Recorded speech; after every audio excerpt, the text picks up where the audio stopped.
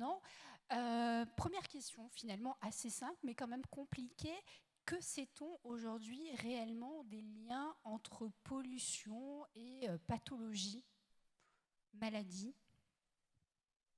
Alors, je vais commencer avec le diabète et l'obésité, du coup. Le diabète, c'est lié à la pollution?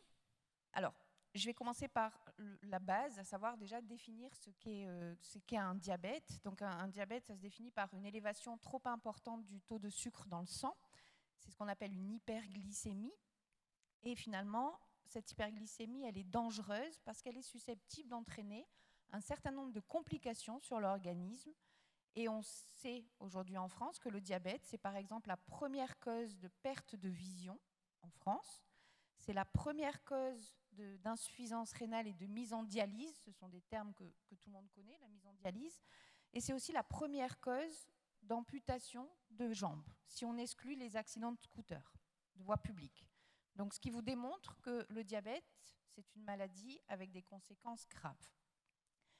La deuxième partie de votre question, c'était est-ce que c'est lié à la pollution? Vraisemblablement, ce n'est pas lié qu'à la pollution. On sait, mais là je vais notamment parler de diabète de type 2, c'est-à-dire le diabète qui touche le sujet vers 50 ans et qui est associé au vieillissement de la population, mais aussi qui est une complication du surpoids et de l'obésité. Donc le facteur de risque majeur de présenter un diabète de type 2, c'est le surpoids et l'obésité. Ensuite, il y a le vieillissement qui rajoute un facteur de risque. Sauf qu'aujourd'hui, on sait que le nombre de personnes diabétiques dans le monde est beaucoup plus important et sera beaucoup plus important que ce qu'avait prédit l'Organisation mondiale de la santé. À savoir que, par exemple, l'OMS avait estimé qu'en 2030, il y aurait 300 millions de personnes diabétiques dans le monde. Au jour d'aujourd'hui, il y a 350 millions de personnes diabétiques dans le monde. C'est-à-dire que l'augmentation de l'obésité, le vieillissement des populations ne suffit plus à expliquer cette augmentation très importante du diabète, et notamment du diabète de type 2, et est mis en avant et suggéré par un certain nombre d'études le rôle de la pollution. Jérémy Sœur, qu'est-ce qu'on en sait en fait des liens entre pollution et, alors je ne sais pas si le terme est exact, si on peut parler de maladie, mais en tout cas les petits boutons qu'on peut avoir sur la peau, ce genre de choses disgracieuses. Est-ce que c'est finalement que les hormones ou est-ce que l'environnement, là aussi, vient nous jouer quelques petites frayeurs? Alors, malheureusement, non, je peux confirmer que l'environnement joue sur les petits boutons, mais pas que, puisque ça va faire maintenant plusieurs années qu'on a mené des études cliniques à Mexico, à Shanghai, plus récemment en Chine. Les plus anciennes montraient déjà qu'une exposition à la pollution, un environnement pollué, altérait la surface de la peau avec des mécanismes d'oxydation. L'oxydation, c'est un petit peu comme la rouille, si vous voulez voir. Donc ça altère un petit peu la barrière cutanée, ça altère le sébum. Et plus récemment, on a mené une étude clinique en Chine où on a pu mettre en évidence des liens très forts entre l'exposition long terme, l'exposition chronique, hein, c'est pas aujourd'hui un pic de pollution et donc on va avoir une éruption cutanée. On a pu mettre en évidence que l'exposition long terme à un environnement pollué induisait des désordres pigmentaires, des petites taches, ce genre de choses, augmentait la prévalence d'acné. Donc c'est-à-dire que l'acné n'est pas plus sévère, mais par contre, il y a plus de personnes avec de l'acné, à des âges où normalement on ne retrouve plus d'acné. C'est ce genre de désordre, et avec des corrélations plutôt intéressantes. Oui. Donc, est-ce qu'on est tous égaux finalement face à la pollution ou pas? Parce que vous dites on trouve des personnes à des âges où on ne devrait pas avoir de l'acné, on a de l'acné. Est-ce que finalement il y a des personnes qui sont plus protégées que d'autres face aux polluants? Pas sûr qu'on ait la réponse à cette question particulièrement difficile quand même. Ce qu'on sait, ce qui est important en tout cas pour le côté diabète encore une fois, je ne réponds pas du tout à votre question, hein, mais c'est quand même un point important, c'est qu'on sait que l'exposition de femmes enceintes à des polluants va conditionner le devenir du futur nouveau-né pour toute sa vie.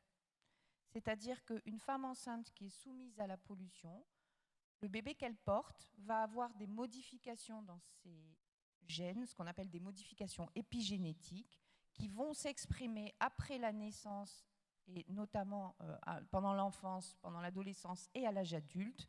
Et pour le diabète de type 2, vraisemblablement que ces modifications épigénétiques participent au risque de développer une obésité chez ces enfants nés de mères exposées, mais également un diabète de type 2. Donc, je ne réponds pas vraiment à votre question, est-ce qu'on est égaux ou inégaux, mais en tout cas, je crois que c'est un élément important à considérer, surtout pour l'avenir.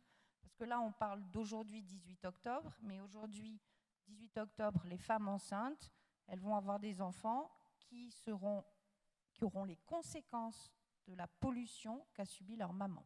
Donc c'est un élément quand même important pour l'avenir.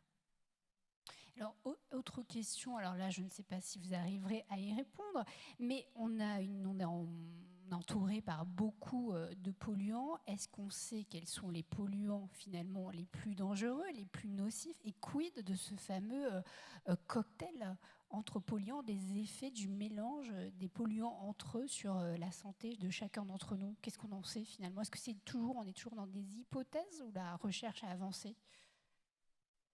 Je peux déjà donner quelques éléments sur le plan dermatologique, puisque dans l'étude clinique qu'on a menée, on a mené une étude de biomonitoring. Alors qu'est-ce que c'est le biomonitoring? C'est finalement être capable de quantifier au niveau individuel la quantité de polluants que l'on retrouve à l'intérieur des individus. Et ça, c'est par une approche tout à fait originale, puisque c'est dans le cheveu. Et le professeur avec lequel on collabore met en évidence que ces polluants viennent de ce qu'on respire, de ce qu'on mange, de ce qu'on boit. Et donc ça nous permet de faire des corrélations avec les signes cliniques qu'on a pu observer. Donc c'est l'exposition individuelle et les signes cliniques. Ce qu'on a appris de cette étude-là, c'est qu'il y a certains polluants, en l'occurrence, qui sont très corrélés avec les signes cliniques tels que les désordres pigmentaires et c'est les HAP. Les HAP, c'est des hydrocarbures aromatiques polycycliques. C'est des sous-produits de combustion, lorsqu'on fait un barbecue, la viande trop cuite, vous savez, le pain trop grillé. Dedans, on retrouve ces polluants-là. On est tous exposés à ces polluants-là. On boit un café, le café est torréfié, on retrouve ces polluants-là à des doses minimes, bien évidemment, heureusement, puisque c'est des molécules cancérigènes avérées, donc à des très fortes concentrations, on peut avoir des cancers. Et là, nous, on a pu mettre en évidence à des très faibles concentrations, lors du nanomolaire, donc il n'y a pas d'effet sur le cancer. Le corps est tout à fait capable de dégrader ces polluants à ces concentrations-là, mais on les retrouve très corrélés avec l'apparition de signes de taches pigmentaires dans la population la plus exposée. Alors on le voit, c'est un sujet de santé publique au niveau d'une ville, au niveau d'un collectif. Finalement, qu'est-ce qu'on peut faire? Il me semble que Stéphanie Janin, vous participiez ce matin à une émission, non, à une réunion très officielle sur le climat. Les deux sont liés. Voilà. Qu'est-ce que vous pouvez faire, vous, au niveau local? Est-ce qu'il y a une réponse suffisante qui pourrait nous aider à vivre dans un être plus respirable? Merci. C'est vrai que les questions de pollution sont une des premières préoccupations des Français, et pour cause, puisque c'est la deuxième cause de mortalité après le tabac en France. Donc bien entendu, les politiques publiques doivent apporter des réponses par rapport à ces questions, ces questionnements, ces inquiétudes de nos concitoyens. Et nous avons là à croiser des visions européennes, nationale puis locale. Donc finalement, nous, en tant qu'élus territoriaux, nous mettons en place des actions qui répondent à des demandes nationales, voire européennes. Alors vous disiez effectivement à juste titre que je sortais à l'instant d'une réunion sur le plan climat. Donc nous, à l'échelon local, nous avons compétence de mettre en œuvre le plan climat qui, lors de sa dernière révision, a été rendu obligatoire également avec la partie R, c'est-à-dire qu'avant il s'appelait le plan climat, énergie, et aujourd'hui il s'appelle le plan climat, air et énergie. Donc c'est bien ce document de compétences métropolitaines en l'occurrence qui doit apporter des réponses sur ces questions qu'on peut développer. Il faut savoir qu'à Montpellier nous n'avons pas de passé industriel, ce qui est plutôt favorable, on va dire, par rapport aux questions de pollution. Donc ce sont principalement sur les postes du bâtiment et du transport que nous avons beaucoup de choses à continuer à mettre en œuvre. En tout cas, c'est là qu'on doit agir. Ici, à Montpellier, c'est sur les transports et sur le bâtiment. Et justement, sur par exemple ces deux thématiques-là, est-ce que vous avez commencé à construire des schémas, en tout cas des hypothèses qui nous permettraient de voir vers ce qu'on pourrait aller, et dans le cas où les autres grandes villes françaises se mettaient aussi à suivre ce schéma-là, dans quelle mesure voilà, nous pourrions habiter sur une planète un peu plus saine, plus respirable? Et à quel horizon? Alors nous mettons en place une feuille de route qui s'appelle la feuille de route qualité de l'air. Donc ça, c'est une demande au niveau national et qui doit se traduire à l'échelon local par un certain nombre de prises en compte et d'actions qui sont menées d'ailleurs à toutes les échelles et dans toutes les thématiques. Alors très concrètement, nous avons des rendez-vous réguliers en préfecture et ça c'est valable dans toutes les agglomérations parce que cette question de pollution, c'est une question qui est valable dans toutes les agglomérations et nous avons tous à améliorer les politiques publiques dans ce sens. Donc très concrètement, nous avons une feuille de route en fait qui est bâtie avec l'ensemble des partenaires, donc les collectivités locales, métropoles, villes, départements, régions et l'échelon national et nous discutons ensemble en fait thématique par thématique. Par exemple, nous notre feuille de route qualité de l'air, elle comprend 16 thématiques donc qui vont des transports aux bâtiments sur un certain nombre de choses, une mise en place d'une zone à faible émission également. Donc nous travaillons comme ça à améliorer la qualité de l'air à tous les endroits de la ville et de manière globale. Alors ce qu'il faut savoir, c'est que pour ces questions de transition écologique plus globale, on a vraiment besoin de faire sans cesse cet aller-retour entre la grande échelle et la petite échelle, entre la vision prospective, lointaine, sur laquelle on se base sur des données scientifiques qui nous sont données, et sur les réalisations opérationnelles qui se font tout de suite, comme la mise en service d'une ligne de bus, la mise en place de pistes cyclables, etc. On a besoin de faire sans cesse, et ça c'est dans toutes les thématiques, pas seulement la question de la pollution, cet aller-retour entre les échelles, et c'est ça qui rend aussi plus complexe la mise en œuvre de la politique publique, puisque c'est assez nouveau, on doit répondre à des enjeux internationaux, nationaux, et enfin nous, l'échelon local, qui mettons en œuvre, qui sommes au contact direct avec les citoyens, et qui voyons aussi comment on peut les amener vers cette transition. Vous l'avez indiqué, il y a plusieurs échelons, européen, national et local, mais il y a aussi un autre échelon, le niveau individuel. Qu'est-ce qu'on pourrait faire, nous, chacun d'entre nous, individuellement, finalement, pour que les choses aillent vers le bon sens ? Alors, par exemple, on a parlé un petit peu du transport. Je pourrais évidemment détailler un certain nombre d'actions si on a le temps de le faire. Nous avons aussi un axe très fort sur la rénovation thermique des bâtiments. C'est vraiment une politique publique qui va prendre des virages à 90 dans les années à venir.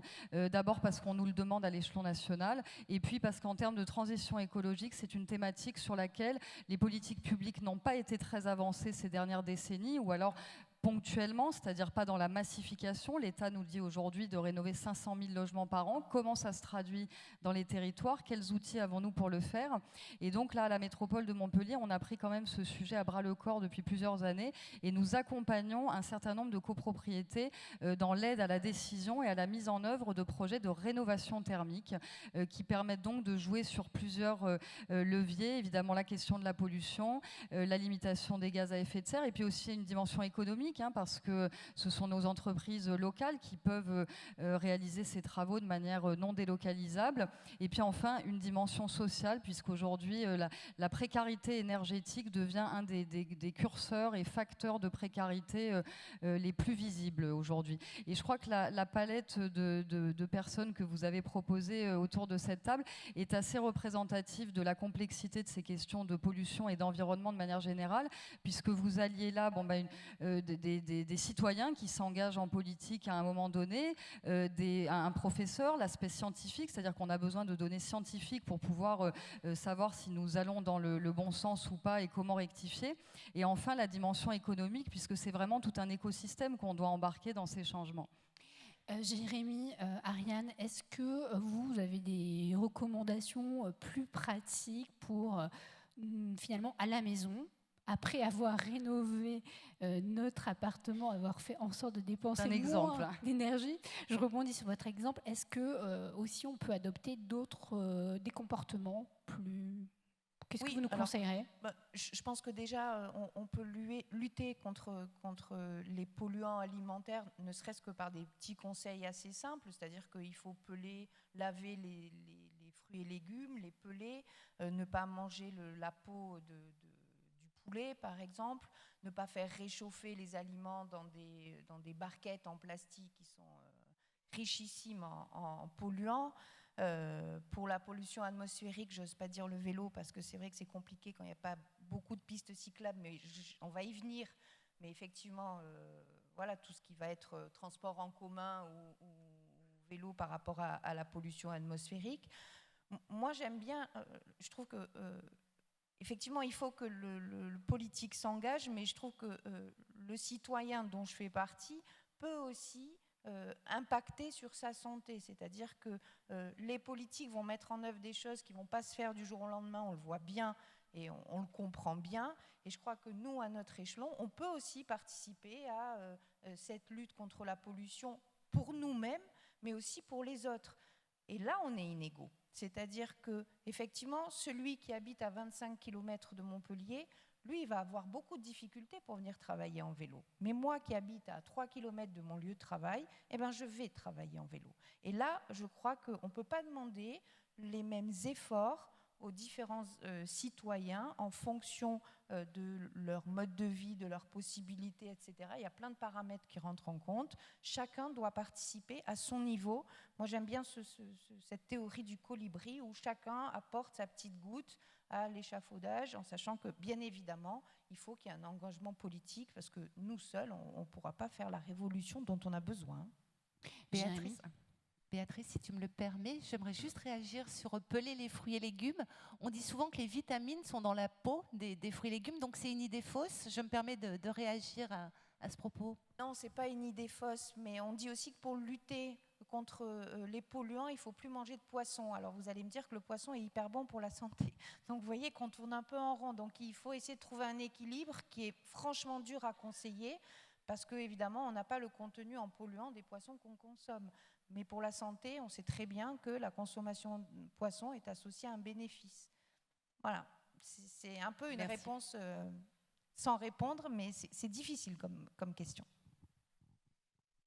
Alors, en effet, chacun dans son comportement individuel peut contribuer à avoir une meilleure planète. Moi, sur la base des études qu'on a menées, ce qu'on a pu mettre en évidence, je vous parlais de ces polluants-là, les HAP qui sont présents dans les cheveux, dans la peau, dans nos voies systémiques à très faible concentration, on a pu montrer qu'ils sont phototoxiques. Donc phototoxiques, ça veut dire qu'en réponse aux UV, ils vont devenir plus toxiques qu'ils le sont. Je ne sais pas, vous avez tous probablement eu des médicaments, certains antibiotiques, et le médecin a dû vous dire évitez de vous mettre au soleil parce qu'il peut y avoir une photoréactivité. Mais en fait, une des découvertes qu'on a mis en évidence, c'est que ces polluants-là, à très faible concentration, ils ont une photoréactivité qui peuvent induire des dommages dans la peau. Et une des solutions pour se prémunir de ces polluants, alors on ne va pas jouer sur ce qu'on ingère, mais en tout cas en mettant un filtre solaire. On sait très bien que le soleil, déjà seul, est très dommageable pour la peau, mais qui plus est, avec ces polluants-là, ils peuvent être encore plus dommageables. Donc des filtres solaires, par exemple, peuvent être une solution. Mona, Pierre-Louis, merci d'être là. Vous avez séché les cours? Non. Bon, tant mieux. J'ai cru comprendre donc que vous êtes très engagés tous les deux dans la protection de notre planète. Vous n'étudiez pas la même matière. L'une, Mona, étudie la géographie et Pierre-Louis, c'est plutôt le sport. On appelle ça le STAPS, quoi, les sciences du sport, joliment. Je vous laisse, on va vous laisser un micro et on va vous laisser poser vos questions et peut-être avant de poser votre question, nous expliquer pourquoi vous êtes engagé, pourquoi vous allez manifester régulièrement pour la protection de la planète, parce que je pense qu'il y a beaucoup de personnes dans la salle finalement qui sont sensibles au sujet mais qui ne font pas comme vous et restent à la maison. Tout d'abord, c'est important parce que nous, en tant qu'étudiants, on se sent concernés parce que c'est notre avenir qui est en jeu quand même. Et Mettez bien le micro. Voilà. Oui, je t'en prie, Mona, si tu as une question à Alors moi, poser. je voulais demander du coup par rapport au fait de peler les fruits et légumes. Mais si on les achète au marché, bio et local, est-ce que on doit les peler quand même ou pas du coup? Bien sûr que je l'attendais, cette question de l'alimentation bio. Alors, l'alimentation bio, déjà avant de parler d'alimentation bio, il faut savoir que les études scientifiques qu'on a en nutrition sont très difficiles à faire et très difficiles à interpréter. Parce qu'il y a beaucoup de facteurs, ce qu'on appelle des facteurs confondants, c'est-à-dire d'autres facteurs qui vont se mêler à la nutrition et qui vont rendre difficile l'analyse des études. Autrement dit, pourquoi je dis ça? Parce qu'aujourd'hui, on n'a pas d'études qui démontrent que l'alimentation bio est bénéfique pour la santé. Mais c'est très compliqué à faire. C'est-à-dire qu'il faudrait prendre, si on veut faire l'étude la plus rigoureuse qui existe, il faudrait prendre un groupe d'individus, alors au moins 10 000 personnes, les soumettre à une alimentation bio, ou les faire profiter d'une alimentation bio, et les comparer à 10 000 autres individus qui mangeraient l'alimentation non bio. Et puis il faudrait les suivre pendant 10 ans, 20 ans, 30 ans, pour voir s'ils développent un certain nombre de maladies, dont le diabète. Autrement dit, si au jour d'aujourd'hui, je lance cette étude, je ne verrai pas les résultats. Donc, tellement que l'étude sera longue pour apporter la confirmation scientifique. Donc, on a de fortes présomptions, on va dire. Au vu du rôle de la pollution sur le risque de diabète de type 2, on peut imaginer, déduire, mais on n'a pas la preuve rigoureuse, que d'éviter ces polluants permet de réduire le risque de diabète de type 2. D'accord? Est-ce qu'il faut conseiller l'alimentation bio? Je suis un peu gênée pour dire oui, parce que l'alimentation bio, on sait qu'elle est plus chère. Donc, conseiller à l'échelon d'une population une alimentation plus chère, c'est très délicat parce qu'on sait très bien qu'il y a des personnes qui ne peuvent pas manger bio. Et moi, étant donné que je n'ai pas la preuve scientifique formelle du bénéfice, je ne peux pas recommander ça. En revanche, il paraît beaucoup plus raisonné à l'échelon d'une population de conseiller des produits frais, de saison, locaux, sans transport qui dure des heures, pas manger des cerises en plein hiver, même si c'est très bon. Ça paraît plus logique à l'échelon d'une population. Maintenant, celui qui peut manger bio, bien, qui mange bio. Celui qui peut se permettre d'acheter bio, qu'il mange bio, même si, encore une fois, on n'a pas la certitude du bénéfice. Mais la certitude du bénéfice, elle est très difficile à montrer et c'est toute la problématique des études en nutrition, c'est-à-dire qu'il faut suivre les personnes très longtemps et qu'on sait, je vais prendre l'alimentation bio, peut-être parmi vous, il y a des personnes qui mangent bio. On sait que les personnes qui mangent bio, elles n'ont pas le même profil que les personnes qui ne mangent pas bio. C'est-à-dire que les personnes qui mangent bio, elles fument moins, elles font plus d'activité physique, elles prennent plus le vélo au lieu de la voiture. Donc c'est tout un profil qui fait qu'elles vont être plus tournées vers un mode de vie santé. Et ensuite, c'est difficile de dire que c'est que l'alimentation bio qui est bénéfique, parce que ce qui est bénéfique, c'est le tout. C'est-à-dire d'avoir une vie, entre guillemets, saine. Pas fumer, de faire du vélo, de manger équilibré et des produits peu pollués. Et c'est là où c'est compliqué quand on veut donner des conseils. Et dans les études en nutrition, voilà, comme les profils sont différents, c'est pour ça que je n'arrive pas à être formelle par rapport à ce bénéfice de l'alimentation bio. Mais en tout cas, sur une alimentation produit de saison, circuit court, oui. Pierre-Louis? Alors, déjà, merci de nous donner la parole. J'aimerais juste dire que, malgré le fait qu'on s'engage aussi, nous, de notre côté, là, on intervient quand même de manière individuelle. Et c'est en aucun cas la parole de l'ensemble des jeunes de cette planète qui, aujourd'hui, manifestent tous les jours pour essayer d'améliorer un petit peu le côté environnement, écologie et aussi économique et social. Alors, moi, ce que je retiens surtout de tous les discours que vous avez donnés, c'est qu'au final, c'est plus de la prévention que apporter des solutions pour lutter contre la pollution et toutes les catastrophes naturelles ou autres qu'il peut y avoir par rapport à notre santé. Je retiens qu'il faut faire de l'activité physique, qu'il faut manger correctement, et je suis d'accord avec vous en tant qu'étudiant en STAPS, forcément, je vais défendre un petit peu ma paroisse, et bien sûr, il faut faire de l'activité physique, il n'y a aucun souci.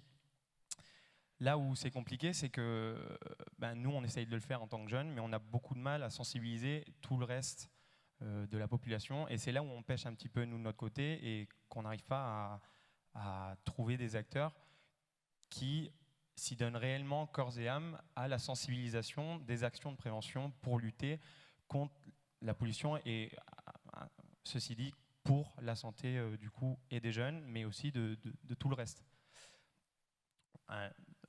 En cours, nous on voit quelques solutions, surtout en STAPS, et on nous expose aussi quelques problèmes dus à la pollution, dus au manque d'activité physique, à la sédentarité, à une mauvaise alimentation, à une alimentation qui n'est pas équilibrée, à certains produits aussi dopants ou etc., aux drogues.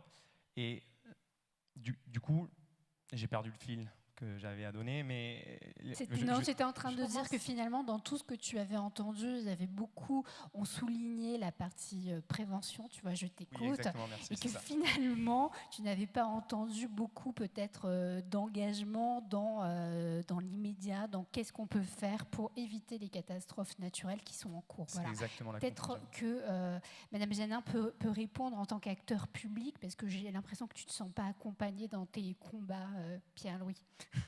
D'abord, merci d'être engagé, parce que je peux vous dire que la prise de conscience quand même citoyenne généralisée et massifiée date d'il n'y a pas si longtemps que ça, 1 an, 2 ans, et ça nous aide beaucoup. J'ai des collègues élus que je vois dans la salle, ça nous aide beaucoup pour porter la parole face à peut-être d'autres élus qui sont là depuis plusieurs décennies, qui comprennent pas très bien, on fait des choix aussi qui sont critiqués aujourd'hui, et ça nous aide à avancer et dire oui, c'est peut-être compliqué, ça nécessite de prendre des virages à 90, c'est une expression que j'emploie très souvent quand on parle de transition écologique. Et il faut le faire tous ensemble. Ça rebondit aussi sur ce que vous disiez, madame. Quand on met en œuvre une politique publique, elle doit avoir la subtilité, évidemment, de ne pas demander exactement la même chose en termes d'effort entre celui qui habite à 25 km et celui qui habite au centre de la ville, par exemple.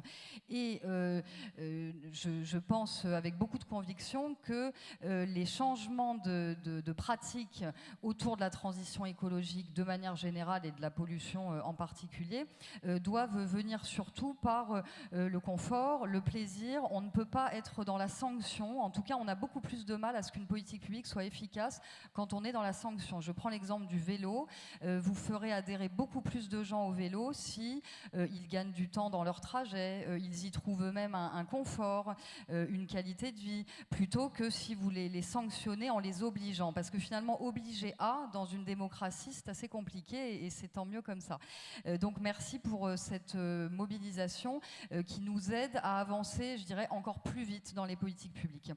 Nous, on a, avec l'équipe à laquelle j'appartiens, présidée par Philippe Sorel, quand nous sommes arrivés en 2014, ces questions de transition écologique n'étaient pas au centre des débats. Et on a rapidement identifié, c'est d'ailleurs là-dessus que s'est constitué ce projet politique, qu'il fallait mettre en place une prospective. Et une prospective, c'est qu'est-ce qu'on veut être dans 20 ans, 30 ans, quelles sont les valeurs qu'on partage sur ce territoire, vers quel chemin on a envie d'aller, vers quelle destination on a envie d'aller et quel chemin on prend pour y aller. Et donc nous avons engagé un large travail en coopération avec l'ensemble des élus pour poser cette feuille de route qui s'est traduite après dans tous les documents de planification qui ont été révisés.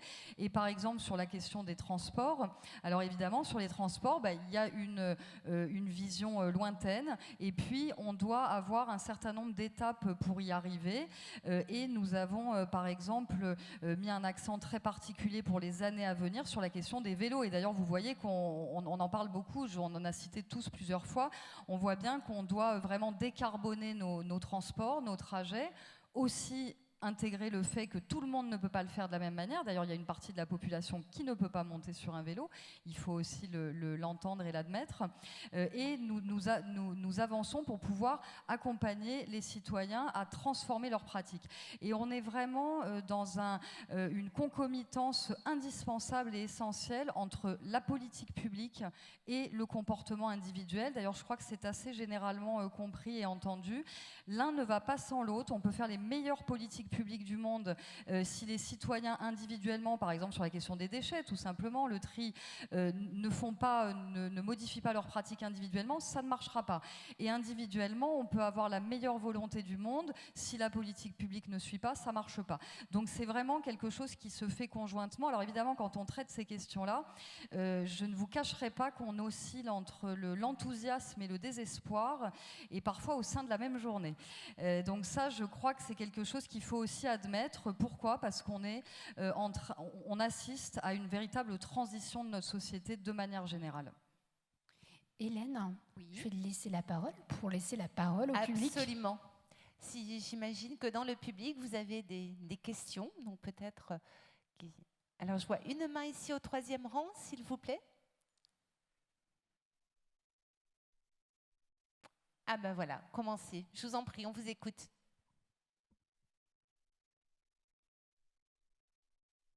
Merci beaucoup. Bonsoir, Jean-Marie Leclerc. Je voulais vous poser une question d'aspect général. Bon, tout le monde il est beau, tout le monde il est gentil, etc. OK pour la politique publique. Il y a énormément d'affaires, parce que nous sommes tous coupables ici dans cette salle. On veut tout, en France, entre autres. Je parle que de la France et je connais bien le problème aussi mondial. On veut tout supprimer. Vous avez le cas des lobbies dont vous ne parlez pas, qui ont une puissance magistrale. Ça, les lobbies sont très forts. On ne veut plus d'énergie nucléaire. J'ai vendu des centrales nucléaires. On ne veut plus de pétrole. Vous savez où l'on en est. On veut des éoliennes. Et quand on veut mettre une éolienne ou des champs de parcs solaires, vous avez tous les paysans qui sont donc là. Donc il va falloir un petit peu qu'on harmonise un petit peu nos efforts et qu'on soit un tout petit peu plus coopératif, parce que, je répète, il y a beaucoup de choses que l'on doit faire. OK pour les politiques publiques, OK pour faire beaucoup de choses, mais nous sommes tous coupables dans cette salle lorsque l'on dérange un petit doigt et qu'on veut bouger l'autre. C'est impossible. Alors je prendrai aussi un autre exemple, et très vite, faire mieux. sur la nourriture. Question, s'il vous plaît. Sur la nourriture, par exemple, il n'est plus question de consommer des jambons et des nitrites. Je vous demande dans la salle, si quelqu'un a trouvé des nitrites, allez chez Grand Frais, allez chez Casino, allez chez Carrefour, vous ne trouverez pas de jambon sans nitrite comme c'est interdit. Ça doit être marqué sur les paquets. Voilà un petit peu le genre d'exemple qui fait qu'on est loin d'arriver au résultat que vous voulez mentionner. Je vous salue donc pour cette prise de conscience, mais attention, tous dans la salle, si on ne fait pas les efforts, on n'y arrivera jamais. Alors, combattez les lobbies, parce que alors là, les lobbies, là, vous n'êtes pas au bout du rouleau. Merci. Merci, monsieur, pour ce témoignage.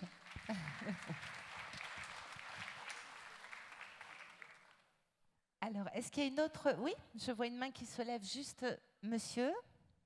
Ou, alors, qui a le micro? Alors,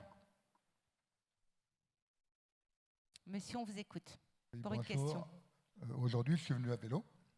J'habite à 7 km de la place de la Comédie. Je suis donc venu de Jacou.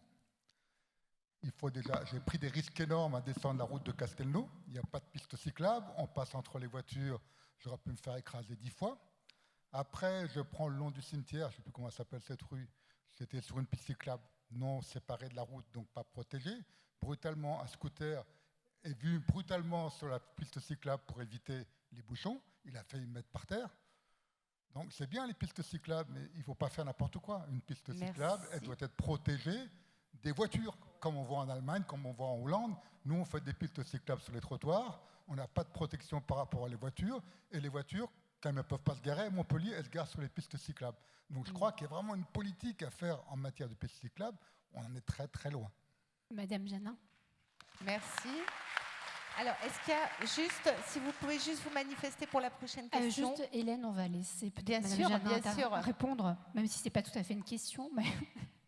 c'est pas une question, mais en tout cas, c'est une préoccupation généralisée. Alors moi-même, je suis cycliste, tel que vous me voyez là. Je suis arrivée en vélo il y a quelques minutes avant qu'on démarre. Donc, il faut bien imaginer qu'on hérite de décennies de politique publique pour laquelle le vélo n'avait aucune place.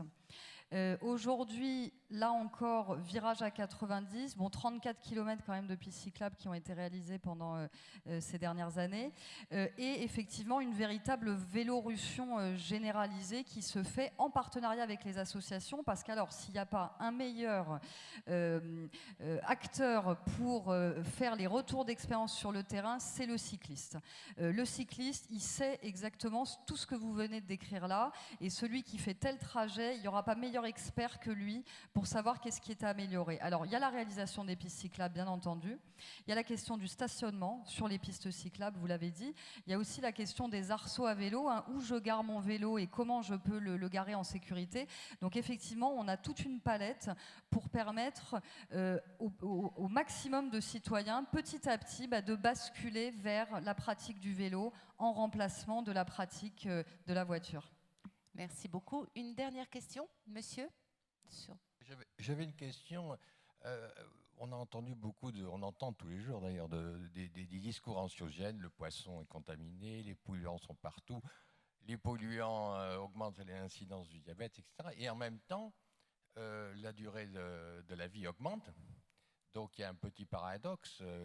Pourquoi la durée de vie augmente si c'était bien mieux avant? Moi, je ne suis pas tout jeune, mais enfin, quand je me rappelle quand j'étais jeune, j'avais des gastro, des crises de foie qui en fait étaient des gastro parce que l'alimentation n'était pas saine, contaminée, pas très bien réfrigérée, etc. Donc il ne faut pas non plus faire du catastrophisme, tout n'était pas mieux avant, d'accord? Puisque si tout était mieux avant, pourquoi vit-on plus longtemps? Je pense que l'hygiène y est pour beaucoup. Hein, et donc, il faut faire la part des choses et être raisonnable et pas faire du catastrophisme ou du déclinisme en permanence. Non, je n'ai pas du tout voulu faire de catastrophisme, pas du tout, puisque j'ai été très modérée dans mes propos. En revanche, je vais revenir sur la première partie de votre remarque qui est très pertinente. Est-ce que c'était mieux avant? Avant, effectivement, on vivait moins vieux parce que, en fait, les causes de décès n'étaient pas les mêmes qu'aujourd'hui. Avant, on mourait d'infection. Vous avez très bien cité l'exemple de la gastro-entérite. Avant, on ne savait pas soigner la gastro-entérite. Il y avait moins d'utilisation d'antibiotiques. La vaccination a permis d'éradiquer un certain nombre de maladies. Avant, les femmes mouraient quand elles accouchaient. Aujourd'hui, avec les progrès médicaux et les progrès dans notre façon de vivre, effectivement, on vit plus longtemps. Et du coup, on développe d'autres maladies qu'on ne développait pas il y a 100 ans.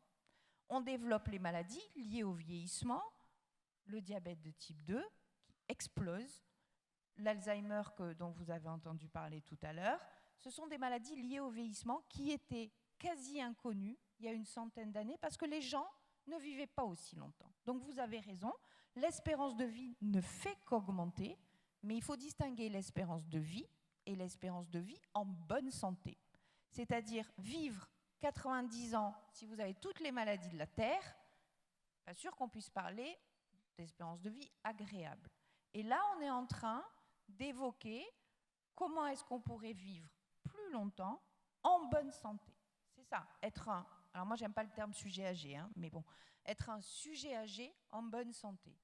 Et vraisemblablement qu'en limitant une part de la pollution, on peut espérer une réduction de toutes ces maladies liées au vieillissement. Je vous cite un autre exemple. Très récemment, il y a une énorme étude très bien faite qui montre que la pollution atmosphérique liée à l'utilisation des voitures, etc., est associée à un risque majeur, étude mondiale, donc on est aussi concerné, est associée à un risque majeur de problèmes cardiaques, etc. Pourquoi ne pas se dire que si on limite la pollution, on va réduire ces maladies qui viennent aujourd'hui avec le vieillissement de la population. Il y a beaucoup de données pour dire que la pollution est associée à un certain nombre de maladies. Je n'ai jamais dit qu'il fallait faire la grève de la faim pour vivre plus longtemps, d'autant plus que j'y crois pas du tout. Je crois au contraire à l'alimentation plaisir. Mais je dis qu'il faut réfléchir à un mode de production et un mode à l'échelon individuel d'achat alimentaire un peu différent quand cela est possible. Pour le reste, on n'est pas maître de ce qui se passe. Merci. Donc, la réflexion, elle doit venir de plus haut, bien évidemment. Merci. Merci à vous tous. Merci Béatrice. Merci à tous nos invités qu'on peut une nouvelle fois applaudir.